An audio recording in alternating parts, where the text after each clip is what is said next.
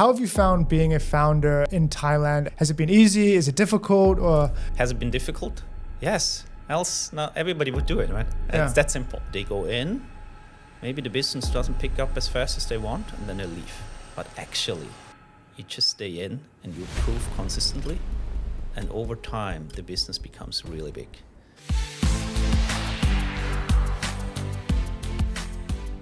Okay, welcome back to another expert series. I'm here with Mario, who is the founder and CEO of PropertyScout, which is a Thailand-based prop tech business.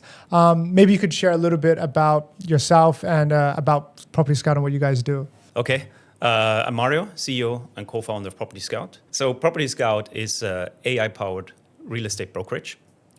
We collect the commission from the seller or the landlord renting out the property, and then we share it with the agents involved. We have currently around 650 PropertyScout agents, so first-party agents.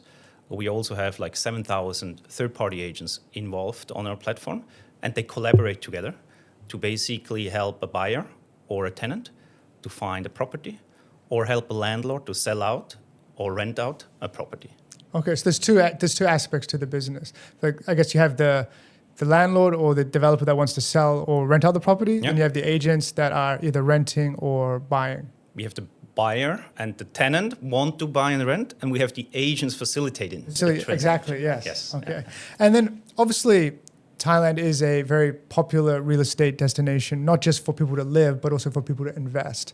What made you see a gap in the market for something like PropertyScout? What was missing when you decided to start your business? So if you go to any of the platforms online, right, you will quickly notice that 80% of the listings are either outdated, they have a wrong price, or they're actually fake. Yes, I can speak about this from personal experience. When I was looking for I'm not going to say any of the platforms. When I was looking for an apartment many years ago, I would go on these websites and I'd say, "Oh, this apartment looks great." They have an agent, they have an agency. You message them, and then by the time you say, "This apartment, it's rented out." This apartment's rented out, and then what other apartments are you interested in? I said, "Well, this was the apartment I was interested in," and then from there they then propose this, maybe even a different building. So it becomes they're using all these like listings just to kind of drive traffic. Very simple. It's a clickbait, yeah. It's usually a very nice designed apartment. Yeah. It's usually also always the same that is used as clickbait. Yeah.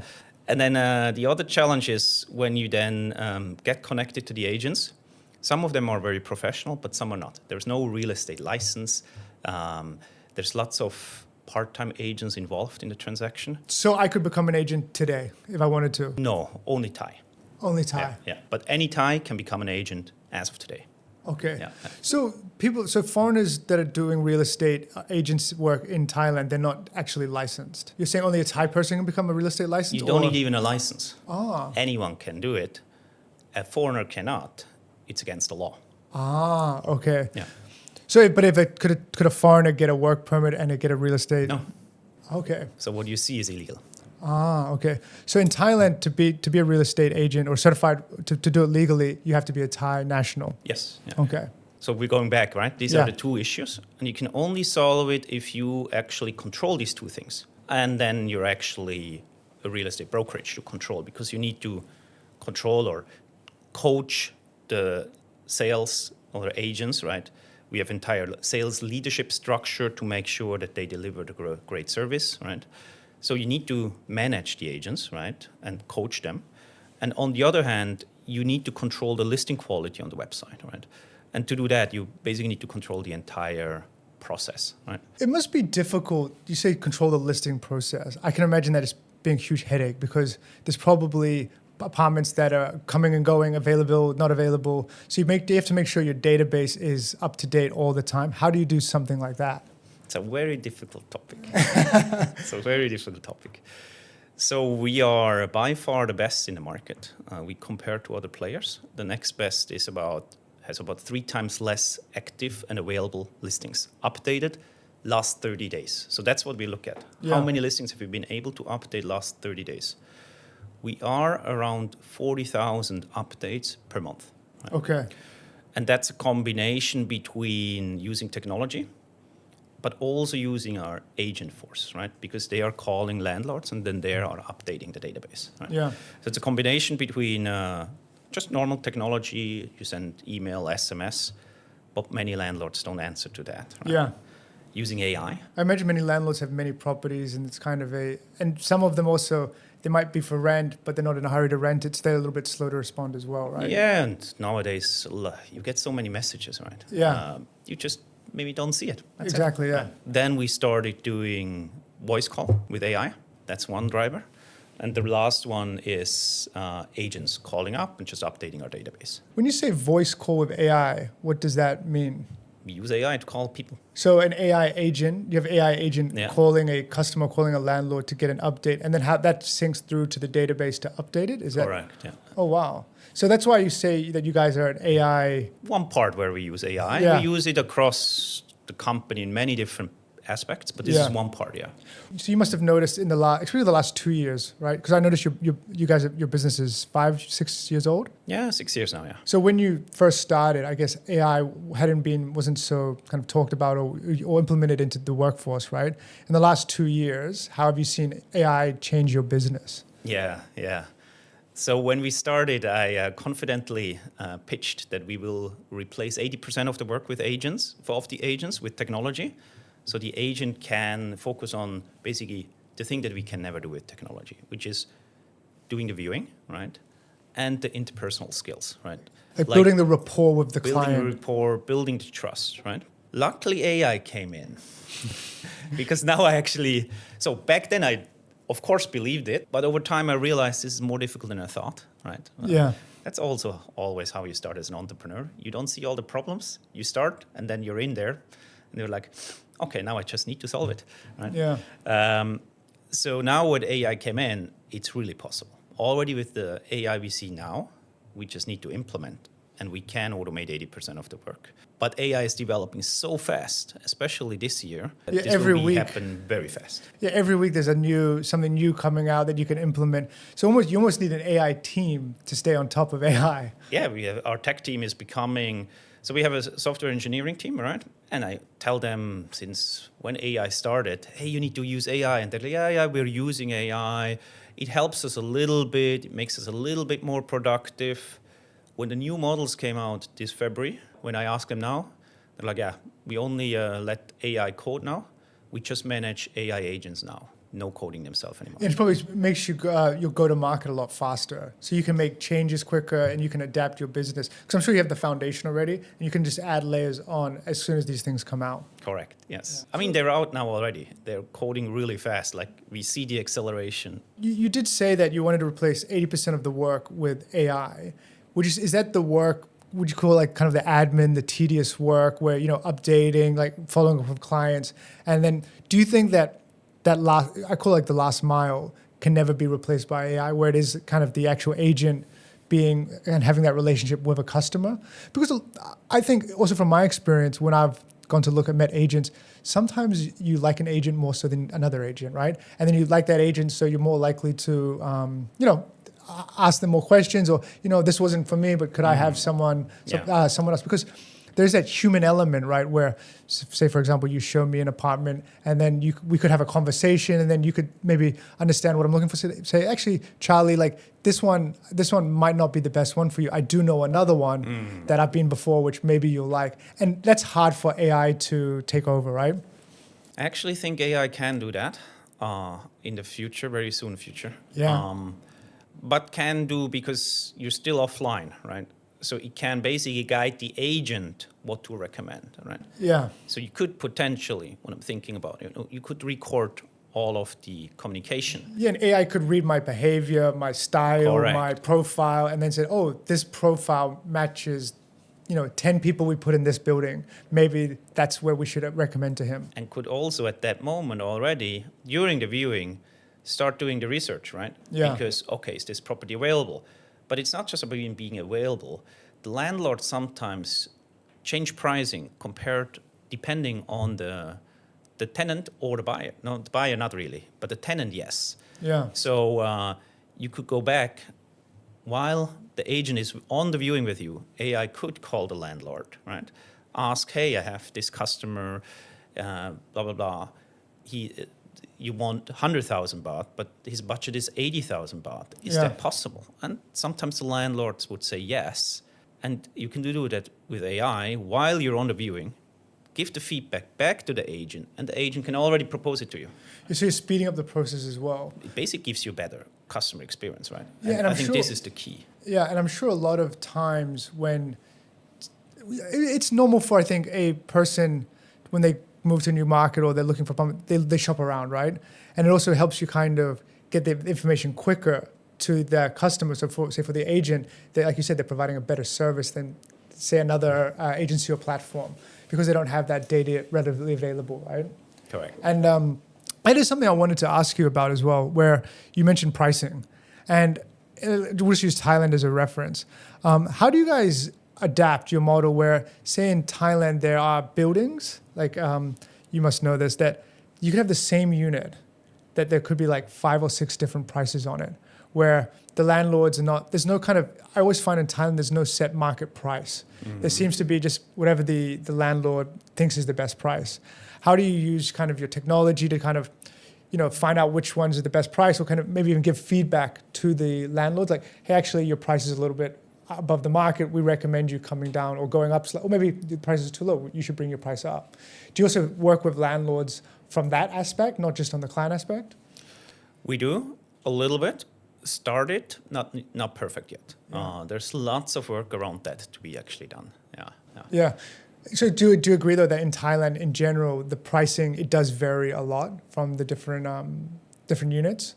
Yes, but the prices you see online is the asking price. Yeah. The prices we transact are different. Usually lower, I'd imagine. And I have all the transaction data. Yeah. We're by far the largest rental agency. I think also the largest brokerage in Bangkok, right? Yeah. So we have most data on the rental data. Our agents see them. They know, these other 5 agents have rented out in this building at this price. Yeah. So they know what is kind of possible, and then they can talk to the landlord and give the feedback, and with accurate data. Correct. So we do have the data, but we still ask the agents to do that negotiation or this price finding with the landlord. But there could be done much more. With basically what you mentioned. You could use the data and you basically do machine learning around it to get the real market price, right? And use that then to go back to the landlord and educate them what is the right price. Yeah. And then with the Thailand real estate market, do you see more people here that are coming for rent, or there's more buying?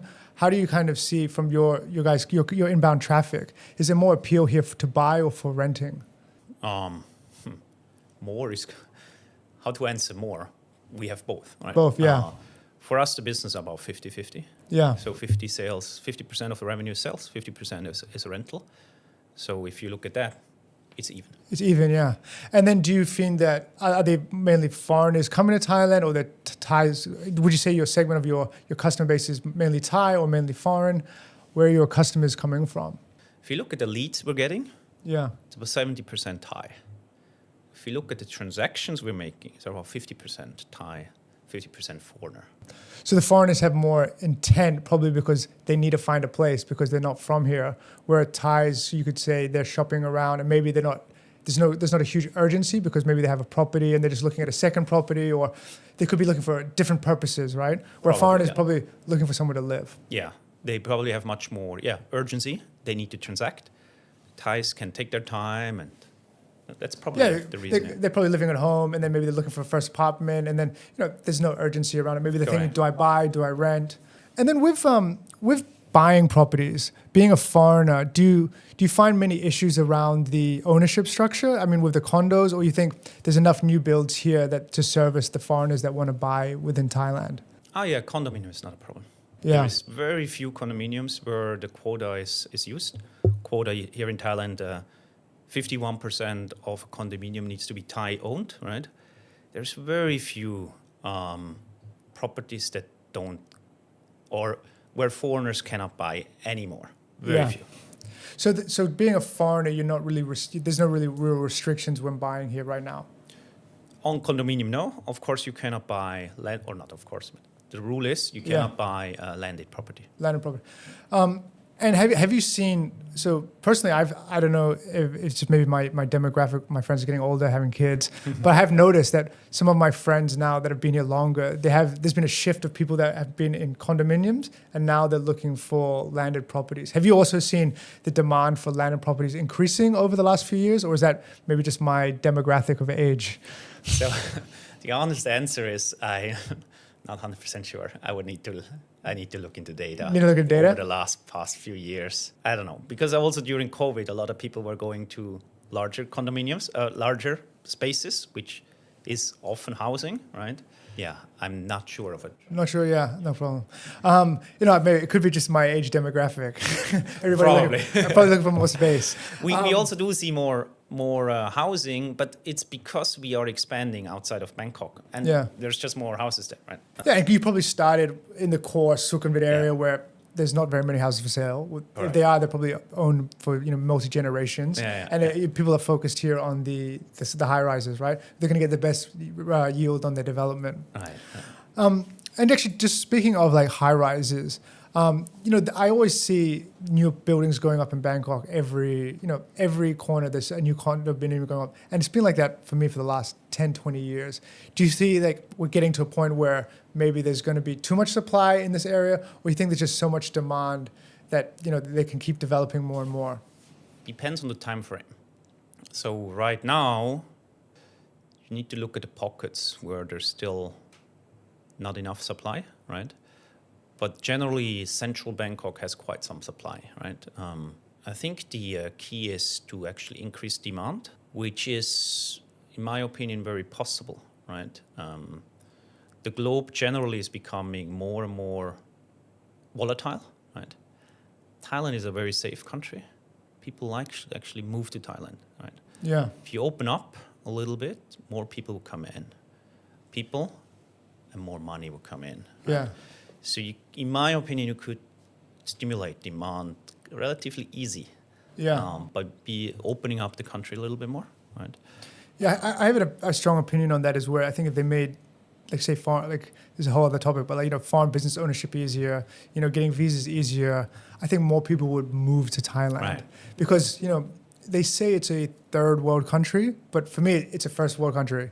Like there's nothing here that Hong Kong doesn't have or Singapore doesn't have. If anything, I'd say it's better than those cities. Actually, agree. I actually saw a short recently where they met two. And also now you see lots of people coming from the Middle East to Thailand. Huh? Yeah, that's actually something I wanted to ask. With what's going on in the Middle East, obviously it's very sad. But people, Thailand and Bangkok specifically for medical tourism has always had a big demand for medical tourism from people in the Middle East. Have you noticed more people from the Middle East kind of looking at properties for maybe rent or to buy as a second property from in Thailand? Yeah, definitely. Going back to, it's probably quite a controversial topic, but do you find that, and I have this conversation with my friends a lot, is, in Thailand, people always say it's very, renting is great because you have great options, the cost is reasonable versus buying. Do you have a point of view where, because if you buy, yes, you own the home, but, you once you own it, maybe you have a mortgage, the high interest rates are here for foreigners. Would you have a view on like if you had the choice for some of those moving here to buy or rent, how would you guide them to make that decision? I think it depends on your investment strategy, right? And there it's very simple. First question, do you actually have savings? Right? Yeah. So a lot of people don't have savings, so there's no option to buy. Yeah. Let's assume they have the option. Yeah. So if you have the option to buy or to rent, you could do both. Yeah. If you have the option, then you look at where else do you invest your money, right? And what kind of returns you have there. And then you need to risk adjust them. Right? So real estate is very low risk. So yes, the returns are lower, but also you can leverage. So, we need to look at two user group here, Thais and foreigners. Yeah. Thais have extremely good interest rates. Yeah. Very high loan to value. For Thais, if you have the money, most likely you should buy. Yeah. Right. So now with foreigners, you have a little bit less options. Yeah? So you cannot buy. landed properties, if you buy condominium, there are options out there. Actually, we're working on one that is better than the options that are out there. For financing? Yeah. Or? So let's wait for that one. Yeah, yeah. No, because it is a debate, right, for lots of people where they come here and as a foreigner, you know, I this is just me guessing, but I think like the interest is like 7-8% on a property, and I think you have to put like 50%. It's not so straightforward, basically, to buy a property as a foreigner, right? No, there are better solutions already out there. Yeah, and I think so. Come to us, we can help. Yes. No, I see some loan to value 70%. Yeah. Interest 4.5%. For foreigners. Yep. Oh wow. So actually, is this something? This is again for everyone that's buying a property. It's probably very interesting because I'm sure people, they might have money, but maybe they don't want to put all their money into a property. Is that something? So if someone comes to PropertyScout, you guys not only find them the property, you can actually walk them through the whole. You know, if they wanted to get a mortgage and finance the property as well. Yes. Yeah, we have that. You have that. Yeah. And then how does that work? So do you then provide them with different options? Like when someone they want to buy, say I come to you, Mario, hey, I love this property you showed me today. It's 10 million baht, but you know, I don't want to pay it all cash. How would we then go about finding a finance for me to buy the property? So we have the connections to the bank, and then we work together with the bank and you.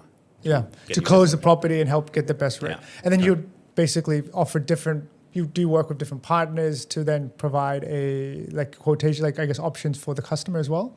Yes. Yeah, we have more and more of the banks. So we're just starting this. So I cannot yet promise too much. Yeah, right? okay. So we're just starting this. So for foreigners, there's not much options. So we have all of them. For Thais, it's much more options. Yeah. So we're not yet great at it, but soon will be. Yeah. Yeah.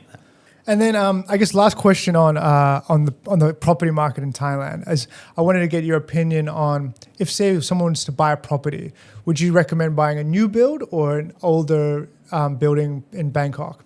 Because I know that's people that have been here for a while. I know I see it on TikTok and Instagram. They say, "Oh, I've been here now." Nobody wants like the high-rise apartment with you might have great facilities, great views, but you don't have the best space. But in an older building, you might not have the facilities, but you have a lot of space. So if you were to, from your personal view, do you think that if you've been here for a while and you're looking to buy, you get better value for a brand new build or on maybe an older property? It depends a lot what you're looking for, right? Yeah, personal preference maybe. Personal preference. I like the good quality condominium. Yeah. It's not a smart financial decision. Yeah. But I just like it. Yeah.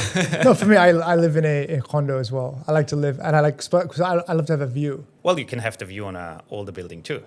That's not the problem. Yeah. Well, I live on the 40th floor. So there's not that many old buildings that have 40 floors, right? There are. Oh, really? It's not a problem. Oh. You could. Oh, yeah, I guess Laboa Tower is very high, right? A friend of mine has, just recently I was there. I think he's like on a 40 plus floor. Completely, an old condominium, completely renovated. Beautiful.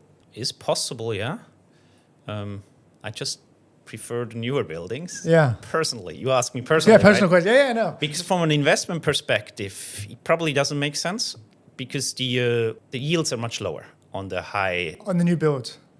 Okay. Depends when you buy, right? Yeah. So if you buy very early in a new build, then you have all the capital appreciation at the beginning they give you a very low price, right? So if you buy off plan, that's a good strategy. You go in early and you wait for the entire building phase, and then you can sell or you just rent it out, and then your yield is relatively good. Yeah. If you buy it at the end and the new building, the yield is probably compressed a little bit. Yeah. Especially if you go very, very expensive properties, because and there's some limits to what people can buy on pay as a rent. So there you could, on the older buildings, probably you have the best return if you buy an old building. Renovate maybe. Renovate and then rent it out. But that's also a lot of work. Yeah. So it depends a little bit what you want to do, right? If you want to put in the work, the old is probably better one. Yeah. If you don't want it, you just do more like a financial investment, you go for the newer ones. Yeah, and the newer buildings, they also a lot of them become fitted, they furnished as well, right? So you can basically buy it and then rent it out the next day without having to do too much to the apartment. Is that correct? Yeah, but very careful on that one because it's a risky one. Because if you buy a building a unit in a building where there's a lot of people buying it for renting it out and all look the same, you have a problem. It's hard to differentiate your Yes. unit. Yes. So, and this is so what I always say, people say, oh, rental yields are not that great in Bangkok. Well, they're 5% on average, which is actually not that bad if you look into other markets, right? Yeah. But if you then look individually, you can have much better returns. So if you look at actually buying something and differentiating, you can have much higher yield. And one big benefit is demand is very high in Bangkok, right? One challenge as an investor is if you have an undifferentiated supply. But if you have a differentiated supply that people want, very easy to rent out. Yeah, especially the way how property is presented. It's initially it's an image, right? So that first image is very important. So if you can create a design or something that's unique to your apartment, people are going to remember it, and they oh, this is something I want to live in. Versus if they see like the same, like 10 units, oh, this is the same. Then they just look. They're probably more looking at the metrics, like how many square foot, how many bathrooms. Yeah, I don't think the images are that important in Thailand because currently people still don't. If a customer comes to our website, clicks on one listing, the likelihood they buy or rent that property is 3%. In 97%, they will rent or buy something else, which shows you the first property doesn't matter really. Yeah. It matters what the agents are proposing to you afterwards. So it's actually important that the agents love your property, the agent know about it, and the agent will recommend it. So really, so for your business, it's really important for the agent, and that's why AI helps. It has the most data and information available, not just on the customer, but on what's available in the market. I'm on purpose saying agent. I'm not telling you whether it's a human agent or AI agent. Yeah. So that the AI agent's collecting all the data from... Because it's slowly moving over to AI agent, yeah. Yeah.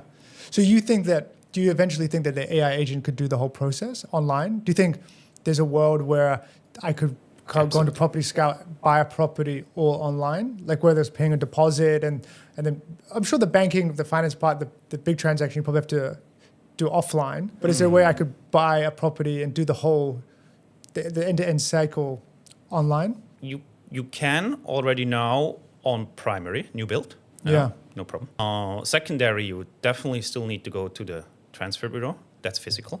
Also, most people want to see it. So you do need to do the viewing. That is strange, right? Like new build, people just trust that it's going to look the way they say, and they're okay to buy it without seeing it. Well, you don't have an option, right? I mean, there is you can see the show flat. Show flat, yeah. So you can see that. So most people also go and see that one. So I think viewing is something people still want to do, and I understand it's a big ticket item, right? Yeah. You want to go and see it. I don't think it's about. Actually, a lot of people in real estate talk about efficiency. I'm not necessarily, I'm using AI a little bit for efficiency. Yeah. But for me, the biggest part is making sure that actually you can find the best property that fits you, maybe the best deal as well, is much more important than speed because it's a big ticket item. Yeah, You're not shopping it like on Shopee or so. Yeah, no, I think you summed it up. The efficiency in this kind of transaction is not that important. I think maybe speeding it up from 1 week to 2 weeks to 1 week, maybe. But you're not going to speed it up from, a week to 2 hours where someone's just going to, I want to buy a condo. I'm ready to buy it in 2 hours. Generally, people, they want to take time because like you said, it's a large ticket item. They want to see, they want to kind of make sure they understand it because they're committing a lot of, and maybe they're going to live there. So wherever you want to live, you want to feel like home. So it's not something you can rush someone into. So you're basically building your business to help find the people the perfect property for them. Correct. And efficiency is definitely not on the customer side because customer wants to have time, right? Yeah. They just want to have fast response. So efficiency work is actually on the agent side. Agent side. Yeah.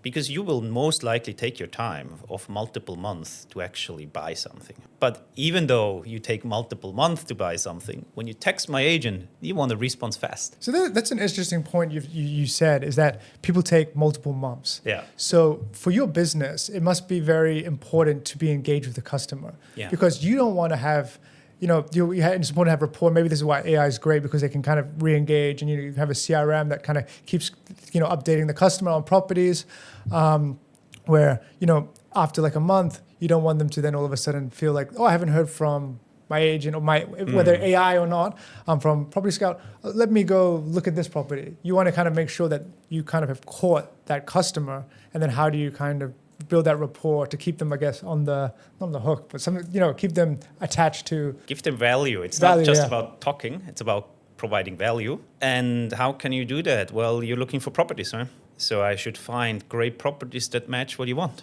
Yeah, right? and I think you said... Or help you find what you want. Sometimes you don't know, right? Yeah. So it should help you to find...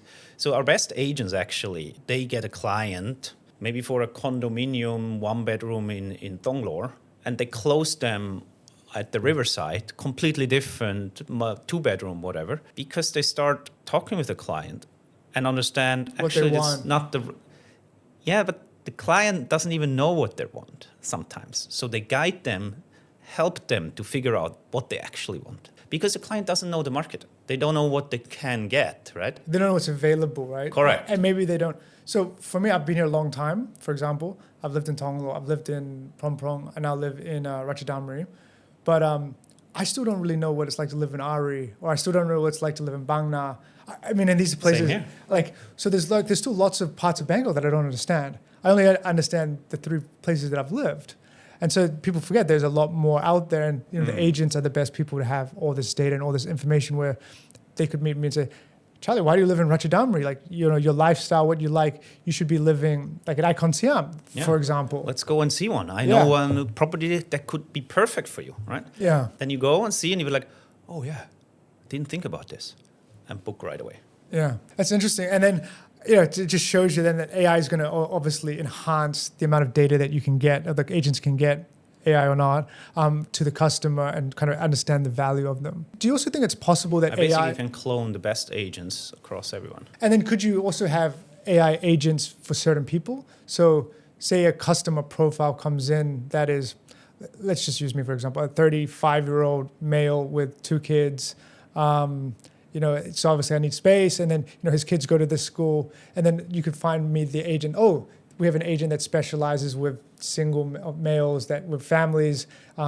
She's done this agent's done 20 of these people before. Let's match it with this person. She's already showed 10 Charlies this property. Is that how advanced it's going to be in the future? Absolutely. We're working on it. We're not at that level yet, but very good thoughts. Yeah. It's definitely in my mind. I'm going to charge you for that idea. I'm sorry, I already had it. But also, you can go a step further. AI will replicate how one agent is talking, how they are talking on text, but talking in voice as well. And so you actually, we still say it's AI, but you already feel like you're talking to that agent. So when you see that specific agent in real life, it's not a mismatch, right? Yeah. So that agent, the real life agent, matches the way. So for example, we're talking on WhatsApp, and maybe the agent, the guy, uses a certain slang or something, and then I meet the agent, maybe they use the same slang that agent would use. Yeah. So you can build the AI agents to replicate the behavior of the real life agent. Yeah. That's really impressive. And so, I mean, obviously you guys are very focused on Thailand right now. Are there other markets that you're also looking at? Yes. Can you say, or are they still kind of under wraps for now? So we are still in discovery mode. So we're looking many markets. Yeah. I don't have anything yet that could even say this market makes sense or the other market. Do you feel like the property market is this cookie cutter everywhere you go? Or do you think so like the business that you're building in Thailand, do you think that's just something you could basically copy and paste and put into, this argument, say Vietnam or into Hong Kong or Singapore? Or do you think they all work in different ways that you have to adjust your model slightly? I think probably 90% is the same. And then some things we have to adjust. It's probably just laws and just maybe even like the way properties. I know, for example, I never heard of condo until I came to Thailand. So in Hong Kong, we just call it apartments, for example. Yeah. And so condo was a new term for me. I still call it apartment sometimes. Yeah. So for things like that, and then also you have laws like here you have like the 51, 49. Hong Kong, that doesn't exist. Anyone can buy any properties. So it's probably more around the legalities on how it's structured is probably where you need to adjust your model, right? Yeah, but this isn't done by technology. So I don't need to adjust anything there. Yeah. So I think actually what we're building with technology is probably the same across most markets. You just need to localize the language, which nowadays is super easy to Yeah, do. you could do it with AI, I'm sure, right? Yeah, you just need to localize a few things. It's not too much. Yeah. And then where do you want to take, like where does Property Scout, where's your dream, say in like 3 to 5 years, where would you like to see Property Scout in the market? And then kind of how do you envision the final, if there is a final outlook, or do you think it's going to be constantly developing more and more? So country expansion is one dimension, right? Yes. The other dimension is you go deeper in the country, first in Thailand, and then once you go to other countries as well. So there you can just add more product and services. Definitely we're going to do that in Thailand first and then internationalization. 3 to 5 years is definitely expanding to other markets and adding product and services, and probably quite a few countries we can do. Probably by then we need to list somewhere on the stock exchange. Yeah. Looking mainly at Thailand and Singapore. And then take it from there. 3 to 5 years isn't that far away. Yeah. I think we quickly. can eventually go global, depending on how competition is developing in other markets. I think that's the key. And also the easiest, I believe, going in other markets is acquisitions. So that depends always on the other side. Yeah. So maybe a market is super interesting, but I cannot acquire any company. Yeah. And I need to start from scratch, greenfield. It's it difficult. takes a lot of time. Yeah. And maybe another market I find maybe a little bit less attractive, but I can buy a bigger player and I can go in and accelerate fast. It's maybe a better market for us to go in. Yeah, because you could basically, in the acquisition kind of business, you could basically go in, buy an agency, and then digitalize it to become Property Scout, just for example, Vietnam. Like very quickly, because they already have the infrastructure. You basically have to go in, rebrand, and then just make the changes and educate people on how you do business. Yeah, not sure we need to rebrand. Yeah. We just digitalize everything. Yeah. They restructure how their processes are done, and then basically they adopt the Property Scout way to do business. Yeah. And then I guess last question on Thailand. I have a couple of personal questions for you. Sure. How have you found being a founder in Thailand? Has it been easy? Is it difficult? Or do you recommend it to people? How's your journey been as a founder here? Well, I don't have any experience in any other country, so it's difficult to compare. Yeah. So let's focus more on just being an entrepreneur. Right? Yeah. Has it been difficult? Yes. Else, not everybody would do it, right? Yeah. It's that simple. It's very high risk, right? You jump in, you invest everything, you work day and night. Sometimes you doubt whether you're on the right path. So there's lots of ups and downs. But I think what a lot of people do wrong is they go in, maybe the business doesn't pick up as fast as they want, and then they leave. But actually, you just stay in and you prove consistently. And over time, the business becomes really big. Yeah. So when I look now at friends that have very large businesses, they're 10 years in. Yeah, they didn't become large overnight, right? Yeah, they're 10 years in.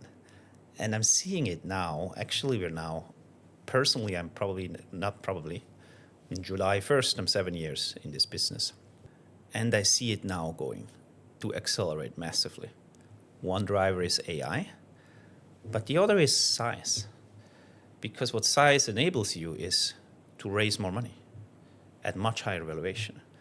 And with more money, you can start buying businesses at huge sizes. So you can start to scale, your business can exponentially grow quicker and quicker. This is the actually for me, the exciting the most time. fun space. Yes. Yeah. Yes. It is very exciting. I mean, as a founder myself, I go through the same pain. I mean, I've been a founder or owner operator of my businesses now for like 8 years. Yeah. So trust me, I know all about the pain points. And then obviously I was lucky I had a couple exits early.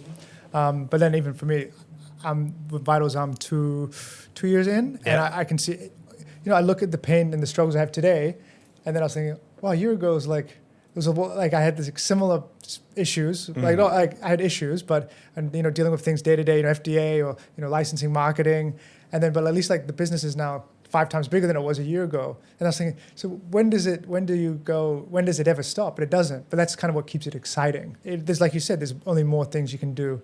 And I mean, we're pretty excited as well. We're looking at doing, and actually I bought you one of these. This is one of our wellness tests that you can have. All right, so cool. You can do this as a hairstyle. This should give you some guidance on 700 biomarkers. Yeah, it should help you.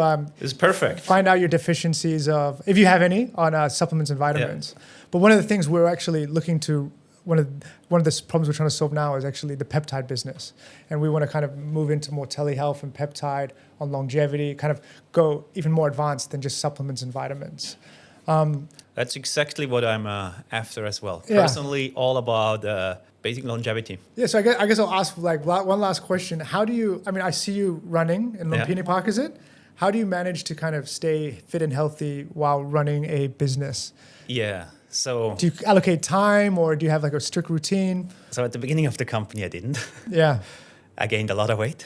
Yeah. About 1.5 years back, I was like, okay, that's it. I mean, friends were looking at me and they're like, Mario, careful. I mean, now you're building the business. You're looking like super successful. Mario. But look at you. You're fat. You will die soon. Yeah. Not soon, but you will. Like, this is not healthy. You need to look after yourself, right? Yeah. So I started, become more and more healthy. Now I also completely cut out alcohol. Yeah, yes, I don't drink alcohol, so. Yeah, and it's the best. Yeah. No, you have a completely different perspective on life, right? Yeah, and I still go out with the same people. Yeah. They drink. I have my tea now. Yeah. It's good. Yeah. It's lovely. That's a good way to be. Because so sometimes I have like, just one or so, but then I think about the consequence of tomorrow. And then I don't want anymore. It's a negative. It's like a negative impact, right? Even one drink. There's no upside. No, it's a negative. I went through the same process as you, where maybe I'll have one or two. But then I was saying, what's the point of having one? You might. For me, if you want to have 10, like don't just have one. Yeah. Yeah. So yeah. But I seem a lot more productive. I'm in Lumpini 3 days a week as well. I'm in the gym every morning. And then also I find I'm running my business a lot better because every day I'm super focused and there's no more kind of a little tired or groggy days, which you have in Bangkok, right? Yeah. So yes, I now do 6 times a week, 6 a.m. up. Then I go straight either just interval running. Yeah. So I do threshold runs on Tuesday, VO2 max runs on Friday. That's when I don't lift because it's too much both together. Yeah. All other days I run and lift weights. Yeah. And then that height after, that high after the workout, come into the office and I'm really ready for the day. You started the day with something tough, right? Everything else is going to be easy. Well, it's not about tough or easy. It's really, it gives you like this boost. Yeah. Like I feel it's an super adrenaline powerful. rush. Yeah. No, I'm the same. Lovely. I love to work out in the morning. And I try to do it, like I do at Lumpini. I'm very close to Lumpini Park. So I go to Lumpini Park 2-3 days a week. And then also I'll do like, lifting the weights. And maybe I'm even thinking about doing high rocks. Maybe in August, I think it's coming. I did 2 already. Yeah. August is coming up. You recommend it? Absolutely, yeah. Okay. I just don't recommend the pro. What's the difference on the pro? There's an open category and the pro category. The difference is the pro has much more weight. So I did last May, I did the open, very easy, was good, like 125 or something. Good. It was 8 months later, I did it. I was like, let's do the pro. And I did the pro. I was in much better shape. It took me 2 hours and 3. Wow. And it was painful. Yeah. So I do the open again in August. Okay. Well, I'll see you in August for the Open Pro. Cool. I think we're a little running out of time here, but thank you so much for coming and joining me. Really love to hear your story, and I'm excited to see where PropertyScout is in the next few years. Cool. Thank you. Thank you for inviting me.